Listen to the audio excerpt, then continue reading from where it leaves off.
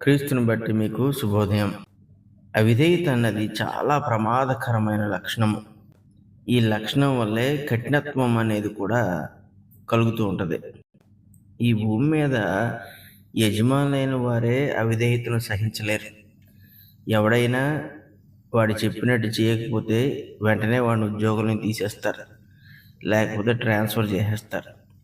అసలు అవిధేయతను యజమాని యొక్క స్థానంలో ఉన్నవాడు ఎవడో కూడా సహించలేడు, దాని ఉనికిని కూడా తట్టుకోలేడు. అలాంటిది సర్వోన్నతుడైన దేవుడు, మన సృష్టికర్త, తన రూపమందు మనం సృజించుకుని మనము ఆయన చెప్పినట్లుగా నడుచుకోవాలని ఆశిస్తున్నప్పుడు ఈ అవిధేయత అనే ప్రమాదకరమైన దుష్టత్వమైన ఈ లక్షణాన్ని మనం కలిగి ఉంటే మరి ఆయనకి ఎంత కోపం వస్తుంది.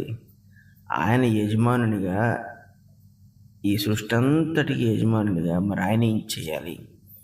అవిధేయత అనేది మనుషులు పెంచి పోషిస్తూ ఉంటారు. అదేదో వాళ్ళ సొంత ఆస్తిలాగా, వాళ్ళ సొంత పిల్లల్లాగా, వాళ్ళ సొంతంగా సంపాదించుకున్న దానిలాగా దాన్ని ఎప్పటికప్పుడు శుభ్రం చేస్తూ దాన్ని పోషిస్తూ ఉంటారు.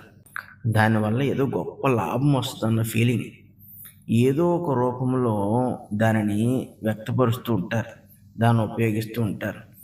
వాళ్ళ యొక్క అంతరంగాన్ని వాళ్ళు సంతృప్తిపరుచుకునే ప్రయత్నం చేస్తుంటారు. వాళ్ళు ఏదో గొప్పవాళ్ళు అనిపించుకోవడానికి ఈ అవిధేయత అనే ఈ చెడు లక్షణాన్ని ఉపయోగించుకుంటూ ఉంటారు.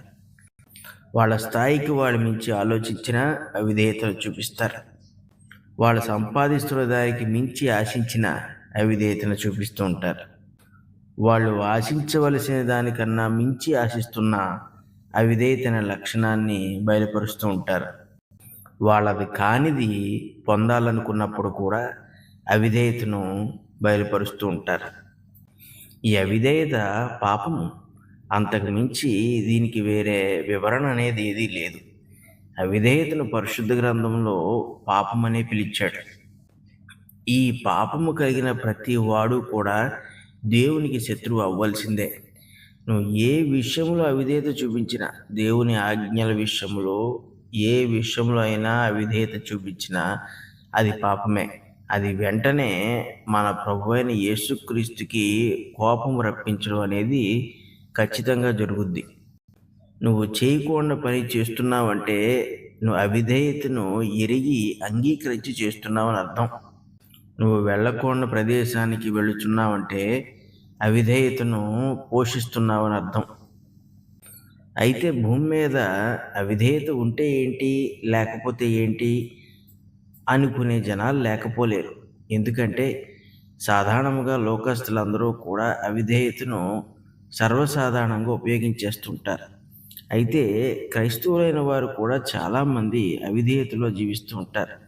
మొదటి శతాబ్దంలో ఇశ్రాయేలీ కాలంలో అనేకులు అవిధేయతను బయలుపరిచి వాళ్ళు విధేయుల కన్నా నీతిమంతుల కన్నా గొప్పవాళ్ళగా అనిపించుకునే ప్రయత్నం చేశారు. ఈ అవిధేయతకున్న దరిద్రం ఏంటంటే అది ఎప్పుడు ఓడిపోతూనే ఉంటుంది. అది అసలు గెలవటం అనేది జరగదు. గెలుస్తున్నాను అనుకుంటుంది, కానీ చివరికి పతనం అయిపోతూ ఉంటుంది. అవిధేయతకు మంచి ఫలాలంటూ ఏముండవు. అది ఫలిస్తున్నాను అనుకుంటుంది, కానీ మనుషునికి హాని చేసే ఫలాలు ఫలిస్తూ ఉంటుంది. ఇటువంటి లక్షణాన్ని మనుషుడు కలిగి ఉండి వాడు ఏదో ఫలించేస్తున్నానన్న ఒక గొప్ప ఆలోచనతో ముందుకు వెళ్ళిపోతూ అనేక సార్లు జీవితంలో పడిపోతూ దెబ్బలు తింటూ వాటికి స్వస్థత లేని పరిస్థితుల్లో వాడు బతుకుతూ ఉంటాడు. ఈ అవిధేయత ఎంత అసహ్యమైనదంటే దేవుణ్ణి కూడా ప్రశ్నించేస్తూ ఉంటుంది.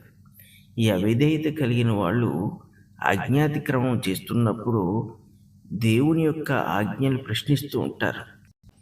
వాళ్ళు ఈ శరీరాశ, నేత్రాశ, జీవపుటంబాన్ని కొనసాగిస్తున్నప్పుడు అవిధేయతకు మించిన దేవుడు లేనట్లుగా ప్రవర్తిస్తూ ఉంటారు.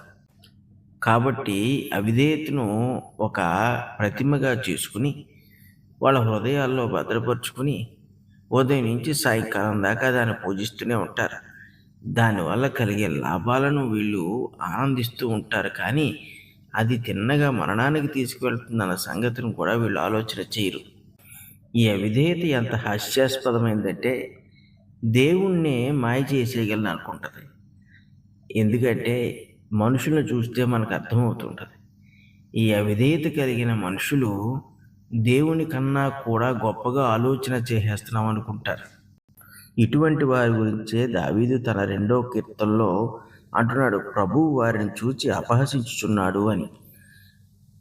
ఎందుకంటే హెబ్రీయులకు రాసిన పత్రిక 3వ అధ్యాయము 18వ వచనంలోకి వచ్చేటప్పటికి ఈ అవిధేయుల యొక్క అంతమేంటో చెప్తున్నాడు. అంటున్నాడు అక్కడ, తన విశ్రాంతిలో ప్రవేశింపరని ఎవరిని గుర్చి ప్రమాణం చేసిను, అవిధేయులైన వారి గుర్చియే కదా అంటున్నాడు. మనుషులంగా పుట్టి యేసుక్రీస్తు ప్రభువుని తెలుసుకున్నామని చెప్పి చివరికి అవిధేయులుగా మిగిలిపోయి దేవుని విశ్రాంతిలో ప్రవేశించలేకపోతే వాళ్ళు ఏమి సాధించినట్టు?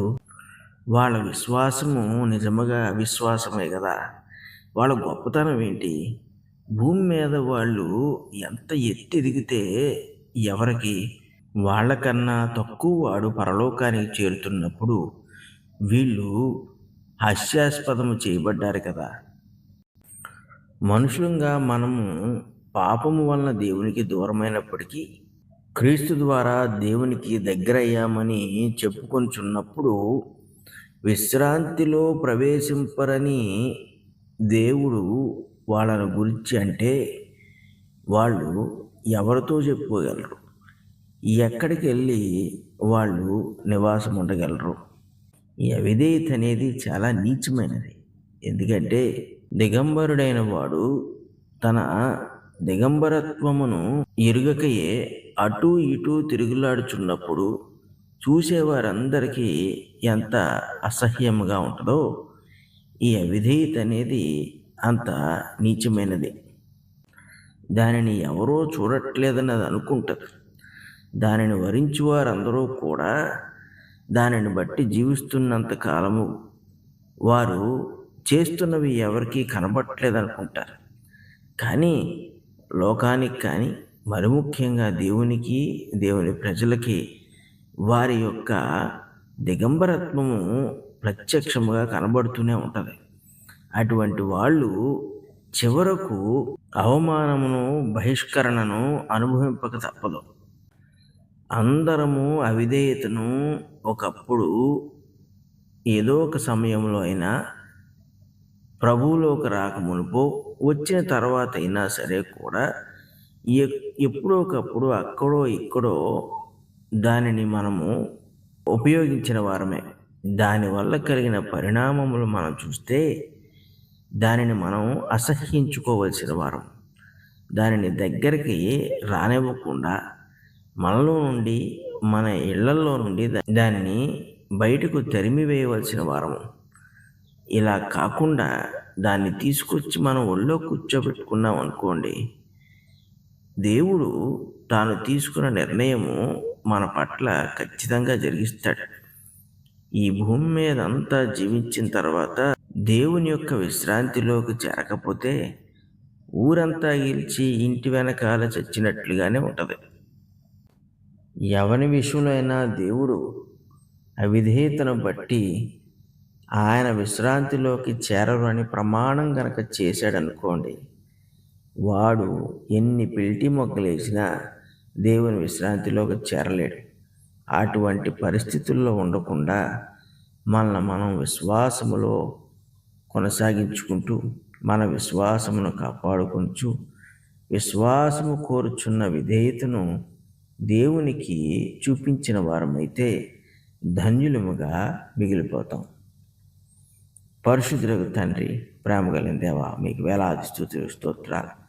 మమ్మల్ని ఒంటరులుగా విడిచిపెట్టకుండా నాయన మరి విశ్వాసమును మంచము ద్వారా మమ్మల్ని నీ దగ్గరికి చేర్చుకుని మీ కుమారుని యొక్క రక్తంతో మమ్మల్ని పరిశుద్ధపరిచి మాకు నాయన గొప్ప యోగ్యతను దయచేసి రాగల జీవితాలను మేము అనుభవించుటకు మాకు కావలసిన ఏర్పాట్లన్నీ కూడా చేసి నీకు నమ్మకంగా జీవించినట్లు మమ్మల్ని మీరు కోరుచున్నప్పుడు దానికి మేము శిరసా వహించుటకు సహాయం చేయండి.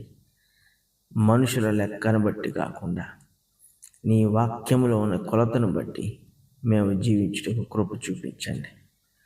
విధేయతను నాయన మేము మాలోను, మా కుటుంబాల్లోను, సంఘాల్లోను స్థాపించుటకు సహాయం చేయమని యేసు పరిశుద్ధ నామమున అడుగుచున్నాము తండ్రి.